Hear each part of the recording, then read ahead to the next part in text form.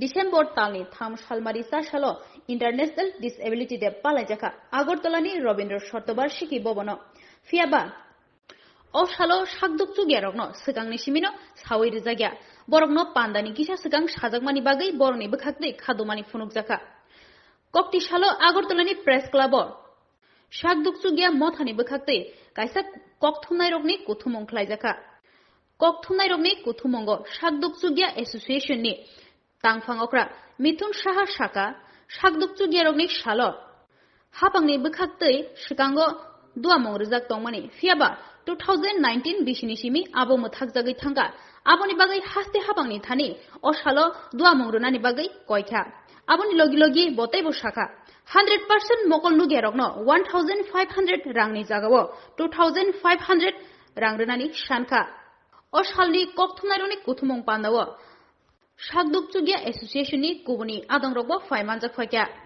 नमस्कार, प्रथमेই আমাদের সংগঠন অল ত্রিপুরা ব্লাইন্ড অ্যাসোসিয়েশনের পক্ষ থেকে আপনাদের সকলকে অনেক অনেক অনেক অভিনন্দন জানাচ্ছি।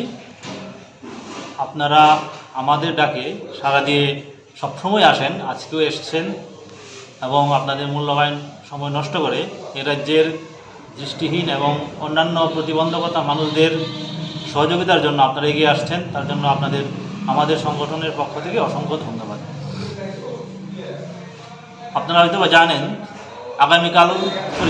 গতকাল 3রা ডিসেম্বর আন্তর্জাতিক প্রতিবন্ধী দিবস গিয়েছে। সেই যে দিবসটা আমরা লক্ষ্য করছি আমাদের রাজ্যে গত 2 বছর তো সরকারিভাবে কোনো অনুষ্ঠান হয়নি, এবছর হয়েছে, সেটা নামমাত্র একটা অনুষ্ঠান হয়েছে। আমাদের ত্রিপুরাতে এই যে বিশ্ব প্রতিবন্ধী দিবস, সেই দিবসটা একেবারে ব্লক স্তর থেকে রাজ্য স্তর পর্যন্ত আগে কিন্তু 3 দিন ব্যাপী অনুষ্ঠান হতো। সেই অনুষ্ঠানে যারা প্রতিবন্ধকতাযুক্ত মানুষজন রয়েছেন তারা থাকতেন, তাদের অভিভাবকরা থাকতেন, আপনারা থাকতেন, তারপরে সরকারের যে শিক্ষক, অন্যান্য কর্মচারী, আশাকর্মী, অঙ্গনাদি ওয়ার্কার্স, ডাক্তার, অর্থাৎ সকলকে সচেতন করার জন্য সকলকে নিয়ে এই অনুষ্ঠানটা হতো। তো গতকাল রবীন্দ্র শতবার্ষিকী ভবনে একটা অনুষ্ঠান হয়েছে, তার আগের দিন আমাদেরকে জানানো হয়েছে যে আজকে অনুষ্ঠান। তা বলুন তো সেটা কীরকম হলো, কি একটা দায়বদ্ধতার কাজ হয়েছে? সেটা আগে কি হতো, আগে অনুষ্ঠানের বেশ কিছুদিন আগেই প্রতিবন্ধীদের নিয়ে কাজ করে সমস্ত সংগঠন, সরকারি বিভিন্ন দপ্তর, এদের নিয়ে সকলকে নিয়ে সকলের মতামত নিয়ে একটা অনুষ্ঠানের যে শিডিউল সেটা তৈরি করা হতো। এখন কি হচ্ছে, এবার আমরা যেটা দেখলাম সেটা আমাদেরকে দারুণভাবে মর্মাহত করেছে। আমরা নিজেদেরকে অসম্মান বোধ করছি। সেটা হচ্ছে কি, তারা নিজেরা সব কিছু ঠিকঠাক করে তারপরে বলেছেন যে আপনারা কালকে অনুষ্ঠানে আসুন। এবং এই যে অনুষ্ঠানটা সেটা কিন্তু মানে প্রতিবন্ধী দিবসের যে মূল যে উদ্দেশ্য, মূল যে লক্ষ্য, এটা কিন্তু আসল যে উদ্দেশ্য সেটা সার্থকতা আসেনি। তা আমি আমাদের যে নোডাল ডিপার্টমেন্ট সমাজ কল্যাণ দপ্তরকে আপনাদের মাধ্যমে অনুরোধ করব, আগামীবার থেকে যেন সেটা আর না হয়, সকলকে নিয়ে আগে থেকেই যেন ভালোভাবে, আগে যেভাবে হতো খেলাধুলা, সেমিনার, সাংস্কৃতিক অনুষ্ঠান, আর্ট কম্পিটিশান, সমস্ত কিছু আগে যেভাবে হতো সেভাবে সেটা হয়। আর যেটা বলবো, আপনারাও জানেন সেটা, এই যে 3রা ডিসেম্বর বিশ্ব প্রতিবন্ধী দিবসকে আগে কিন্তু সরকারি ছুটি হিসাবে ঘোষণা করত। কেন করত? সেটা আমাদের সম্পর্কে মানুষদের একটা সচেতন করা, অ্যাওয়ারনেস বাড়ানো। তো এটা 2019 সাল থেকে ছুটিটা বাদ দিয়ে দেওয়া হয়েছে, বাতিল করা হয়েছে। আমরা আগেও আপনাদের মাধ্যমে বা রাজ্য সরকারের গোচরে সেটা নিয়েছি। সেই যে ছুটি, সেই ছুটিটাকে যেন আবার সরকারি ছুটি হিসাবে ঘোষণা করা হয় 3রা ডিসেম্বর বিশ্ব প্রতিবন্ধী দিবসকে। আজকেও আপনাদের মাধ্যমে সরকারের কাছে আমরা জোরালো দাবি করছি, বিশ্ব প্রতিবন্ধী দিবসকে সরকারি ছুটি হিসেবে যেন আবার ঘোষণা করা হয়। তারপরে আমরা যেটা বলতে চাইছি, আপনারা জানেন যে গত কিছুদিন আগে রাজ্য সরকার ভাতার পরিমাণ বাড়িয়েছে। এটা খুবই ভালো একটা কাজ। 1000 টাকা ছিল, সেটাকে বাড়িয়ে 2000 টাকা করেছে, ভালো কথা। কিন্তু আপনারা জানেন সবচেয়ে যারা দুর্বল থেকে দুর্বলতর 100% যারা দৃষ্টিহীন, তারা আগে থেকেই 1500 টাকা করে ভাতা পেতেন, 1500 টাকা করে ভাতা পেতেন। তাহলে তাদের টাকা ভাতার যে পরিমাণ মাত্র 500 টাকা বাড়ানো হয়েছে। আগে ছিল 1500, এখন হয়েছে 2000। আর অন্য যারা সাধারণ, তাদের আগে ছিল 1000, এখন হয়েছে মানে আরও 1000 বেড়ে সেটা হয়েছে 2000। তাহলে যারা সবচেয়ে দুর্বল তাদেরটা মাত্র বাড়লো 500 টাকা, আর অন্যদেরটা বাড়লো 1000 টাকা। আমাদের দাবি যারা শতভাগ যারা দৃষ্টিহীন, এপিএল বিপিএল নির্বিশেষে, তাদের তো ন্যূনতম 1000 টাকা বাড়ানো হোক, তাদেরটা 2500 টাকা হোক। সকলের সঙ্গে তো শতভাগ যারা দৃষ্টিহীন এদের তুলনা করাটা ঠিক হবে না। আপনারাও নিশ্চয়ই সেটা মানবেন বিষয়টা। অন্যদের সঙ্গে যারা 100% দৃষ্টিহীন তাদের তুলনা করাটা ঠিক হবে না। আপনাদের মাধ্যমে জোরালো দাবি করছি যে দৃষ্টিহীনদের যে ভাতার পরিমাণ সেটা যেন এই আগে যে 1500 টাকা ছিল তার সঙ্গে 1000 টাকা যোগ করে 2500 টাকা করা হয়। যদিও আমাদের দাবি সেটা 5000 টাকা করা, কারণ দ্রব্যমূল্যের যে আকাশ ছোঁয়া, একজন দৃষ্টিহীন তার সঙ্গে যেখানে যে সে যাক তার স্কট নিয়ে যেতে হয়, আর অনেক ধরনের তার পড়াশোনার খরচা বেশি, তার চলাচলের খরচা বেশি। এই আইনটাকে আমাদের রাজ্যে সঠিকভাবে যেন কার্যকর করা হয় এবং এই আইন সম্পর্কে সকল স্তরের জনসাধারণকে ব্যাপকভাবে সচেতনতামূলক শিবির করার জন্য আপনাদের মাধ্যমে আমরা দাবি করছি সরকারের কাছে। তাছাড়া যদিও আমাদের রাজ্যে একজন স্থায়ী পূর্ণ সময়ের জন্য কমিশনার নেই, কিন্তু যাকে দায়িত্ব দেওয়া হয়েছে কমিশনার হিসেবে, ওনার কাজকর্মেও কিন্তু আমরা সন্তুষ্ট নই। ওনার কাছে আমরা যখন কোনো অভাব অভিযোগ নিয়ে যাই, উনি কিন্তু সেই অভাব অভিযোগগুলির সমস্যা সমাধান করার জন্য যথাযথ উদ্যোগ গ্রহণ করেন না।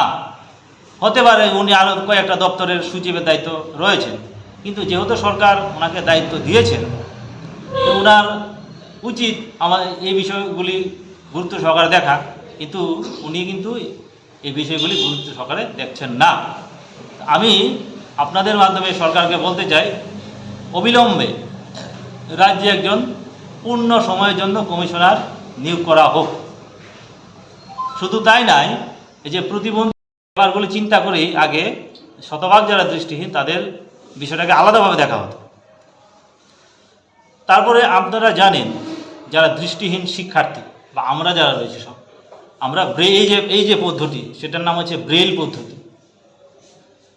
আমাদের রাজ্যে নতুন সিলেবাস হয়েছে 2019 সাল থেকে, এনসিইআরটি সিলেবাস হয়েছে। এখন পর্যন্ত আজকে 22-এর শেষ মাস, ডিসেম্বর মাস, এখন পর্যন্ত দৃষ্টিহীন শিক্ষার্থীরা সিলেবাস অনুযায়ী ব্রেইল বই পায়নি। 1 থেকে 8 পর্যন্ত কিছু কিছু ব্রেইল বই আনা হয়েছে, কিন্তু শিক্ষার অর্থাৎ জীবন গড়ার যে মূল সময় 9, 10, 11, 12 একটাও ব্রেইল বই নেই, একটাও নেই। তাহলে ছেলেমেয়েরা তাদের জীবনকে কিভাবে প্রতিষ্ঠিত করবে আপনারা বলুন। 4 বছর হয়ে গেছে প্রায়, একটাও ব্রেইল বই নেই। আপনারা শুনলে অবাক হবেন,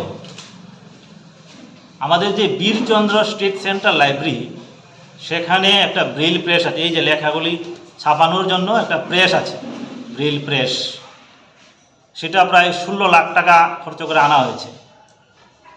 2016-র শেষের দিকে আনা হয়েছে, এখন চলছে 22-এর শেষ। এটা মানলাম যে কারণ 6-7 মাস এটার উপরে ট্রেনিং দিতে সময় লেগেছে, কিন্তু 18, 19, 20, 21, 22 5 মাসে এই মেশিন থেকে একটা বইও তৈরি হয়নি। 5 বছরে? হ্যাঁ, 5 বছরে একটা বইও তৈরি হয়নি। এই মেশিনটাকে আপনারা দেখে আসতে পারেন ওইখানে গিয়ে। এই মেশিনটা নতুন অবস্থা যে রুমে পড়ে রয়েছে, এখনও সেই রুমেই পড়ে রয়েছে। আমরা যখন যোগাযোগ করি দপ্তরের সঙ্গে, যে এই দপ্তর দিয়ে আরেক দপ্তরের দোষ, এই দপ্তর আরেক দপ্তরের দোষ দেয়। অর্থাৎ দৃষ্টিহীনদের যে বইয়ের দরকার এবং তাদের জন্য যে বই ছাপাতে হবে, এই যে বিষয়টা, এটা আমার মনে হয় উপলব্ধিতেই নেই। সরকারের, রাজ্য সরকারের। বিশেষ করে আমি বলবো আমাদের যে নোডাল ডিপার্টমেন্ট সমাজ কল্যাণ এবং সমাজ শিক্ষা দপ্তর, তাদের আর একটু অগ্রণী ভূমিকা গ্রহণ করা উচিত। আমরা লক্ষ্য করছি তারা এই যে দপ্তরটা, সেটা অনেক ক্ষেত্রে উদাসীন, ঠিকভাবে তাদের যে দায়িত্ববোধ সেটা তারা সঠিকভাবে পালন করছে না। আরেকটা হচ্ছে, আপনারা জানেন যে আমাদের দেশে 2016 সালে ডিসেম্বরে আমাদের জন্য, অর্থাৎ দেশের প্রতিবন্ধকতা মানুষদের জন্য একটা আইন হয়েছে, বিশেষভাবে সক্ষম ব্যক্তিদের অধিকার আইন 2016, এটা বাংলা, ইংলিশটা হচ্ছে rights for persons with disabilities act 2016। এই যে আইন, এই আইনটা এখন পর্যন্ত আমাদের রাজ্যে সঠিকভাবে কার্যকর করেননি। এবং এই আইনের যে প্রথম যে বিষয়টা, রাজ্যে একজন স্বাধীন কমিশনার নিয়োগ করা, এটাও নেই।